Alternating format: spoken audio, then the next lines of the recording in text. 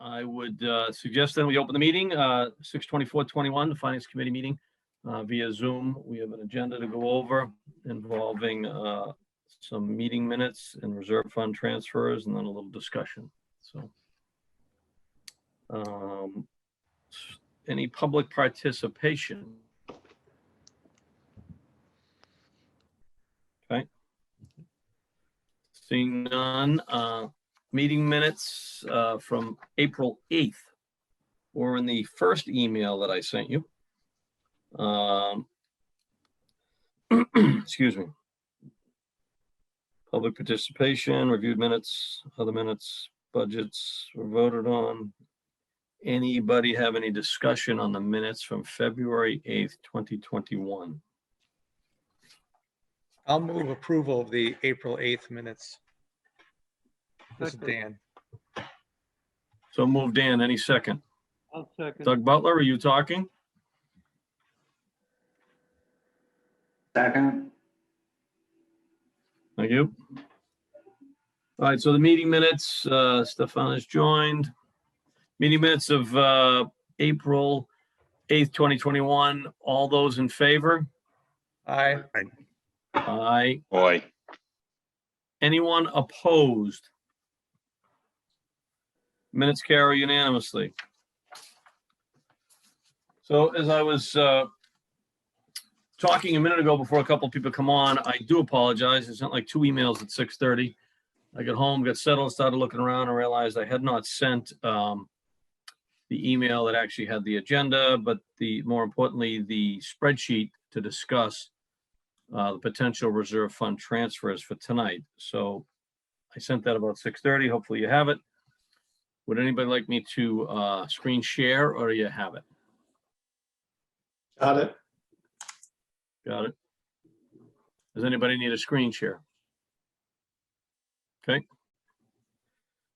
Steve or Kevin, you want to review the items? I'll just say very quickly, Kevin can go through the specifics, but actually a pretty good year for the departments. I think the total this year for reserve funds, 129.8, which is one of the lower years we've had in a while. And I'm very pleased with how the departments made it through the pandemic. There's always a couple of outliers, but overall, pretty happy. So why don't Kevin can take them one by one and we can knock them off. Sure, Steve. Thank you. Excuse me, we'll vote on all of them, or vote on them individually? You can take them all in a package at the end if you want, Mr. Chairman. We'll just say that you voted on the listing attached. So we can do Thank you. one. We'll see it. We'll see how it goes. Very good. Yep. Kevin? Okay, thank you. The first item up tonight is reserve fund for the Board of Appeals budget, looking for $10,000. The main driver on this is the advertising cost for their meetings. This budget here, we usually break even or slightly bring in slightly more in fees than the budget actually is. This year has been an exception though. Year to date, we've brought in over $70,000 under the Board of Appeals. There's a couple big projects in town, the head of the lake being one of them. So we've collected over $70,000 so far this year. Their budget is $27,800. So because of the scope and size of that project, they brought in quite a bit of funds on that. A lot of advertising on it. So we're looking for $10,000 for the Board of Appeals budget. All right, any other comments, questions from the committee? Oh, spot check. Very good. I'll Go set you- ahead, Kevin, thank you. Okay. Yes, thank you. Next item is the professional medical budget. We're looking for $2,800. At the end of this fiscal, well, about a month ago. Insurance premium, Kev, Is it 2800. insurance premiums or professional medical? Professional medical was 7,000, I think. I'm sorry, you're right. Professional medical is $7,000. Let's remember those words, what Kevin just said, by the way. Yeah. $7,000. About a month ago, we put on additional firefighters that we hired under the SAFER grant. As you may recall, when we did this budget, the public safety individuals that we put on staff have more rigorous evaluations than regular office employees. Their physicals usually cost anywhere from $1,000 to $2,000 each. So those additional firefighters that we put on stretched out this budget. So we are going to be looking for $7,000 in this budget. Questions from the committee? Well, if we knew we were getting these things with the SAFER grant, how come we didn't budget for their physical? I don't think we got the SAFER grant until we were already in the fiscal year and the budget was already set. Yeah, when we budgeted back in May of 20, we didn't know about the SAFER grant until way back in the spring, I guess. Okay. Doug Butler, you have a comment? No, no, Dennis raised the question that I had. I couldn't remember why we wouldn't have done that either. But yeah, that makes a bit more sense. All right, Kevin, did you want to cover the general budget or did the 2,800? The general General insurance budget, $2,800. As you may remember, we had John Spinello in when we did his budgets, workers' comp and general insurance. A lot of his budgets are estimates when they're done, and he usually doesn't get the actual rates until later in the spring, early summer. That's what happened here. The rates came in slightly higher than what he anticipated. So we're looking for $2,800 in the general insurance line item. Very good. Questions?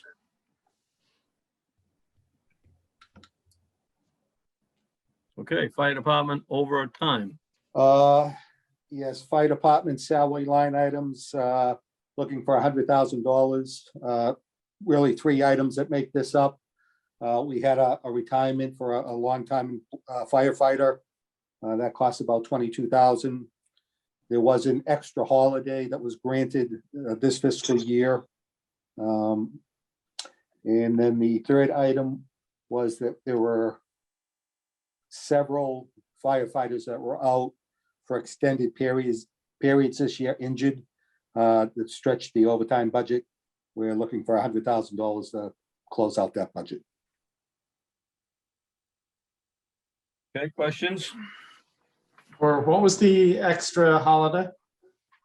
The extra Juneteenth. holiday was Juneteenth, which is a state and federal holiday, and under whoever negotiates that contract, firefighters get, as do all employees, get all state and federal holidays.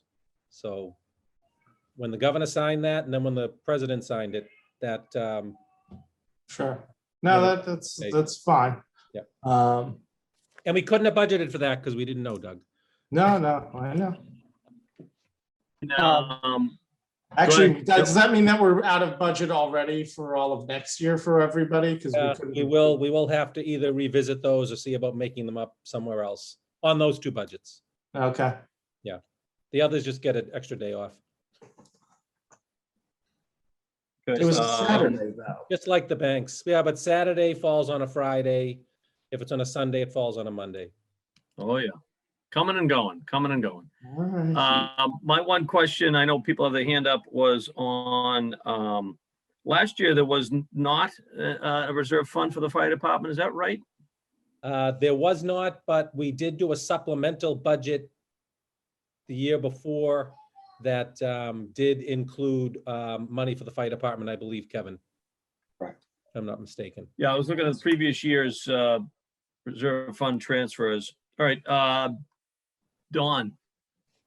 Yeah, Kevin, is it common that these are all round numbers, or is this just rounded up or down? I rounded it up. It's probably 93, 94,000 that I'd be Okay. looking for. So I'm just gonna, whatever I put in there, whatever the overage is, gets closed out to the general fund at the end of the year. Good, Don? Yep, thank you. Dan? So, thanks. The $50,000 for overtime.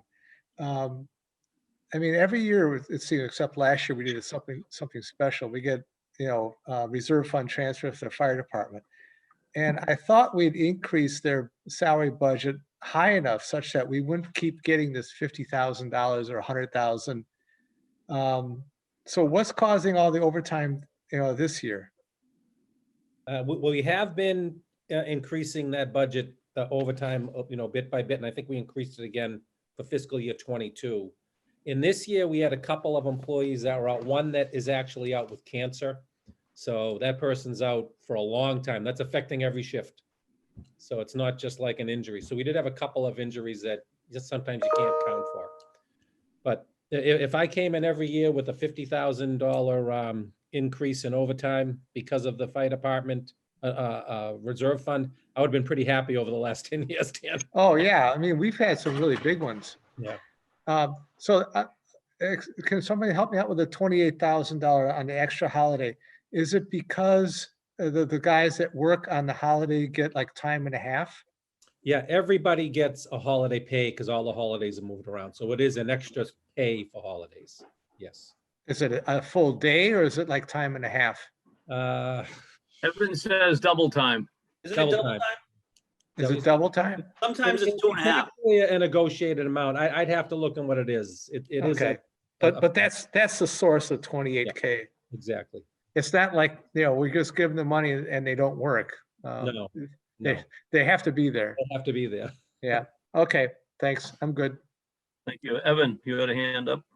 Yeah, so I was going to ask Doug, as the chairman of the fire subcommittee, I was trying to remember how far we went in terms of increasing the overtime budget against sort of the historical deficit, if that makes sense. Like, did we go all the way to try to cover it this year, or was it sort of like a half step or four steps? Yeah, I think historically it's been around 300,000, right, Steve? And I think we've moved it up about 200,000 in the past couple of years. Yeah. And also it's supposed to go down because now we have, a bunch more firefighters and we haven't really increased. The big thing we always used to get hit on is minimum manning. Right. And everybody getting the step up when they are subbing for another person, assuming that the safer grant folks get through and everything, and we don't have more people go out, we should actually be in a pretty good, I'm hopeful we don't have to do a reserve fund transfer next year, just because it would seem that we would have enough staffing, although the chief did warn that I don't think those guys come on fully until when, like the fall. Yeah, I think November-ish. Yeah, it's like late fall. So like we're just still 6 months without these 4 new firefighters. Nonetheless, we should be okay, but that's what I say often, and it, sometimes it doesn't happen. Yeah, I think, and I won't get into it now because I've done it before, but like the problem there is the contract. There's stuff in there that's so bad that predates, I think, even Steve. And it's just stuff you Even don't me. get back out. So what's that? Even me. Am I that old now? You said even. You've been here for what? I won't guess. But Dinosaurs. Time. And so, Dinosaurs. actually, what I was trying to do, Steve, was deflect the blame from you. You're welcome. But I think you got like an officer in every. There's some stuff in the contract that I think really works out well for folks in the Wakefield Fire Department. That's fine. For the safety of the people of Wakefield. I think what you have to do at this point is very good. And so I think what you have to do now is sort of, we got to stay on track with respect to, stepping it up just to try to, because it seems like there's a trend line that's kind of predictable. You're always going to have guys that go out for illnesses, 111F, whatever else. And on some level, it's not predictable to a T, but there are trends you can look at. But ultimately your contract's a problem, sorry, but your contract's a problem. But there isn't frankly much you can do about it. So I think the only thing we can do is keep sort of half stepping, quarter stepping year over year. And, hopefully Doug's right that we've righted the problem in this fiscal year. All right. Appreciate it, Evan. Anybody else on the fire department supplement or reserve? Okay. Thank you. One more? Last one is the Medicare Reserve Fund transfer, $10,000. Estimated payrolls came in slightly higher in fiscal '21, looking for $10,000. Questions?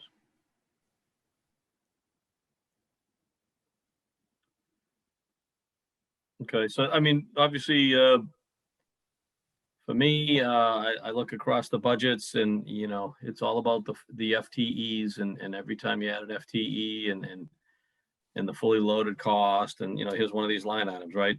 A slightly higher estimated payrolls, right, Kevin? So more people and, yep. Right. You know, and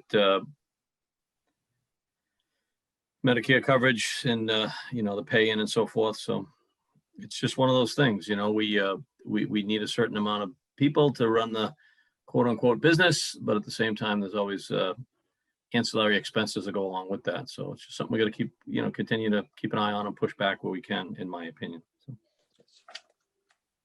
Anybody else? Oh, Dan, sorry. It's all right. So I just did the math at $10,000, assuming it's 10,000 and not, you know, 1,000. That means our additional salaries is like over $600,000 or thereabouts.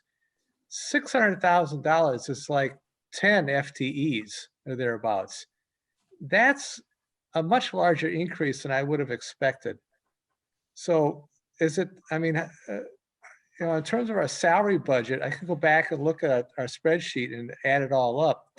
But it seems $600,000 is a lot more than what I would have expected and not slightly higher. Kevin, can you help me out with that? Sure. That when this budget is done, it's done early in the budget process, well before the school budget is heard. Aha. All right, I so it goes think- back to the schools. All right. Yeah, okay, I get it. Maybe in the future, we take the Medicare budget at the end instead of at the beginning. How is that set? Is it set, it's just set by cycle, Kevin? We could do it later as Dan we- describes it. Yeah, we could do it later. We could do it at the end. Or adjusted it. You could take it up front, but then when we Yeah, get then- down to the voting time, we go back and look at it and say, hey, is the Medicare budget still a good number? Or do we need to, you know, bump it up because of what the schools did or anybody else? Well, no, Yep. schools do. Sorry, Dennis, you were a little garbled. Do you want to repeat that if it was you? Yeah, you won't know what the schools do, the way they move their money around, so you're gonna get a handle on their payroll. That's also true. Yeah, I mean, we usually know the FTEs going in their package and then it Well, plays out, I guess. I'm sorry, I think on this past year with the schools, there was a reduction of $400,000, and the question was, where was that reduction being made? It really wasn't given a line item of, was it gonna be salaries, was it gonna be expenses? So, you know, there was a lot of questions on where that reduction was being made. Right, and that was a putback. We put that back in this year, right? That's what you're Correct. saying, Kev. Yeah, Yep. yeah. Dawn? So I thought some of the school increases were COVID related. Right, and the school increases that were COVID related weren't, how do we do that? Part of the school budget, but there's still, like you say, a head count. So on the fully loaded side, how would that work, Steve, Kevin? Or can you explain, I guess? My assumption on that was that it's gonna be determined this fall if there are additional positions that are needed over at the schools. And if they are needed, we would be using COVID funds to cover those. So we would be moving money from our COVID fund that we received and offsetting it to the school budget. So. For but things some- like this. Go ahead, Don, Correct. sorry. So, but some of the increased salaries related to this line item, are they COVID related salary increases or? Yes, they would be.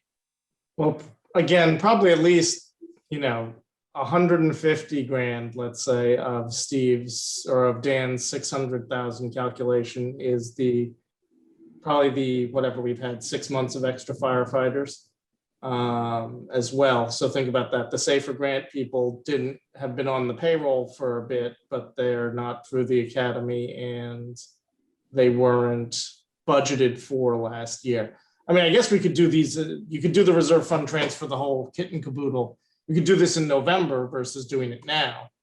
I don't know whether that'd be better or worse, but again, we're not likely to have many. I mean, the other thing is I don't want us to, and not that it's a huge change for Kevin and whatnot, but this is probably the biggest reserve fund transfer for Medicare that we've done, or one of the bigger ones ever. And, and it's $10,000. I know it's $10,000, but in the $100 million budget, that's what's going to happen.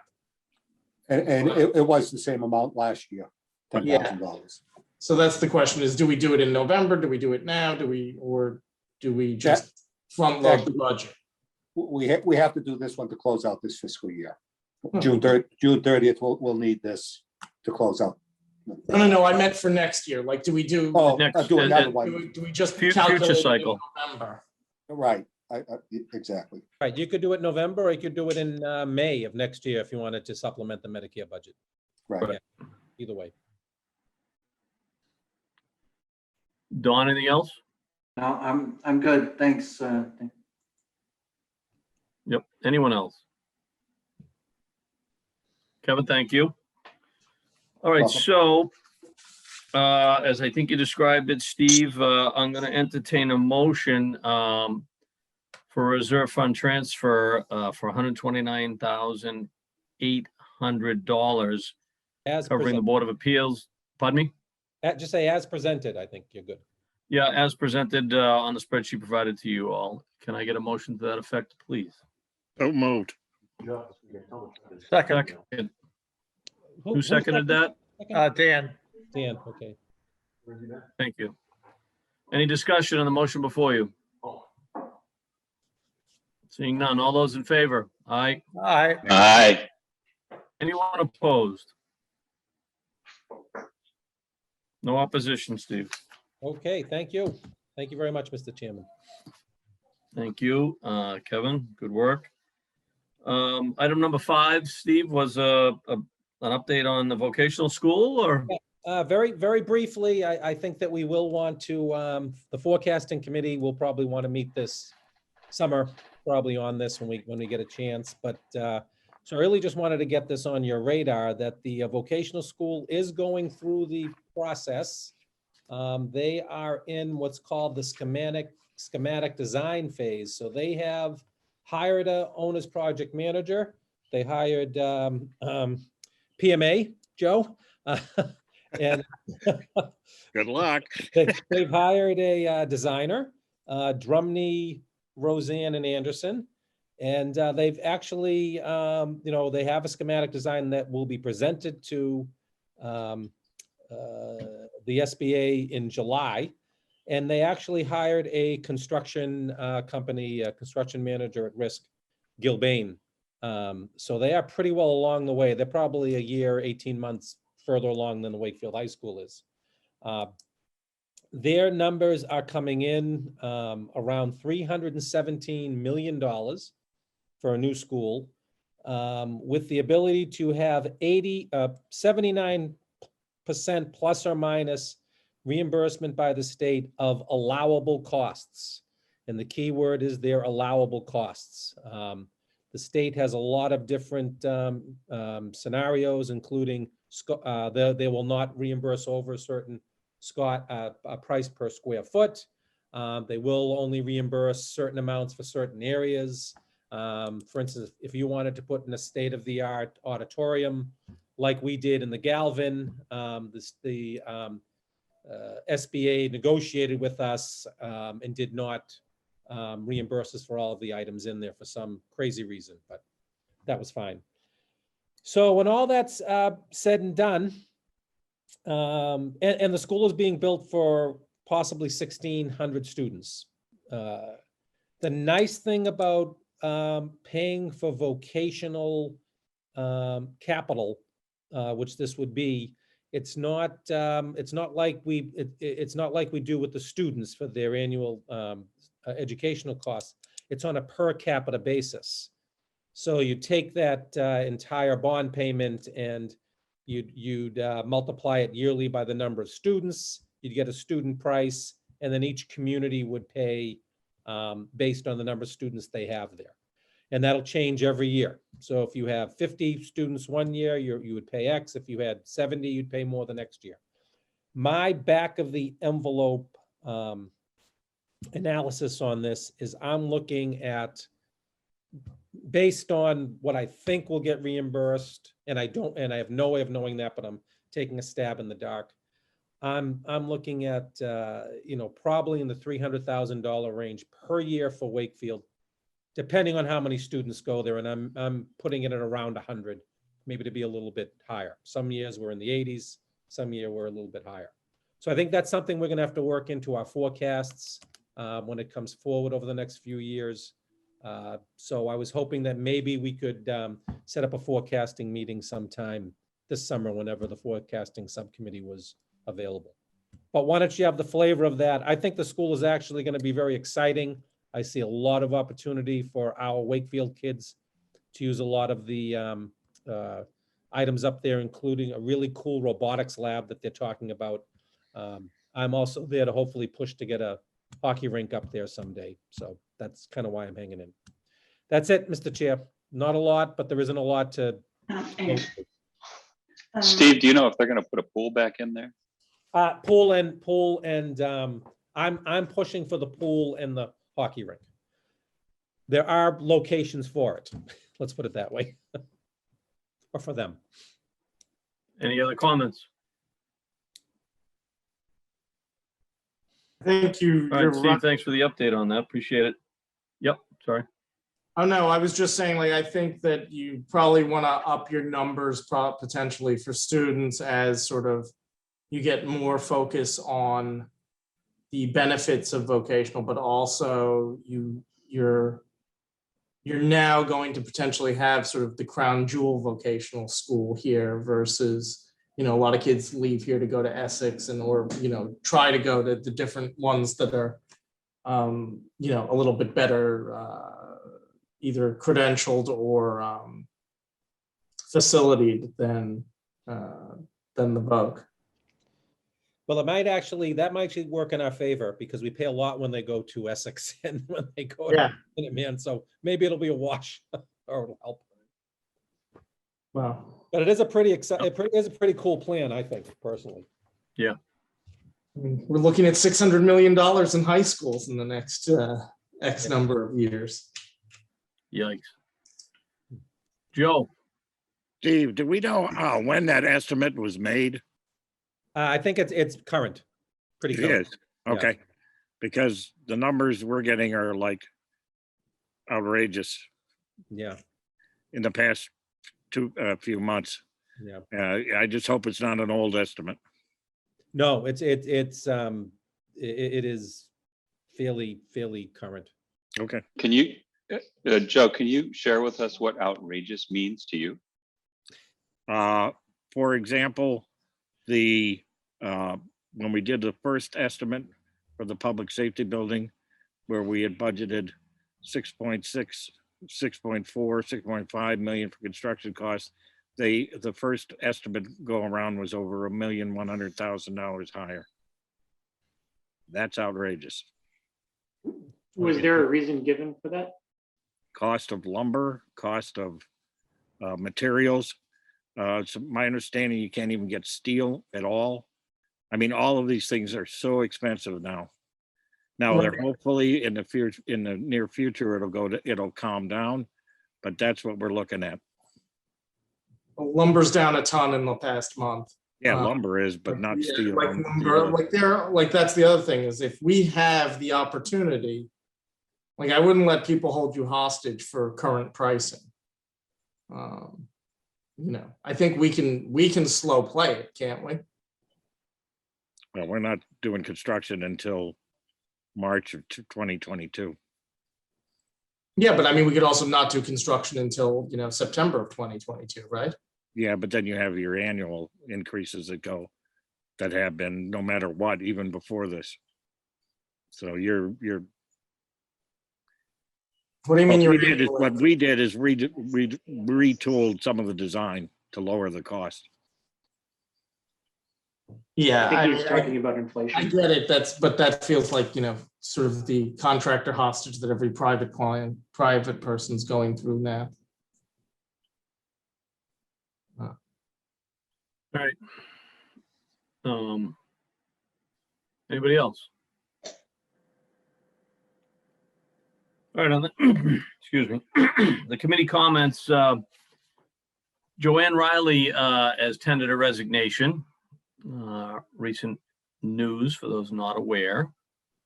So she's been a great contributor to the committee for, I don't know, maybe 8 years or so. I'd have to 9 years. So we've got a couple of openings. We've got a number of people that are up for re-upping again. I'll be reaching out to you if I haven't already about your intentions, and I think there's a form that I need to have filled out and that sort of thing. And we'll be working with the moderator to schedule some interviews for potential future candidates. So that's always a fun drill. Anybody else on the committee, comment wise, otherwise? Have a good summer. Have a good summer as well. I'll entertain a motion to adjourn and go from there. So move. This is Dan. So fog of war. I second that emotion. Very good.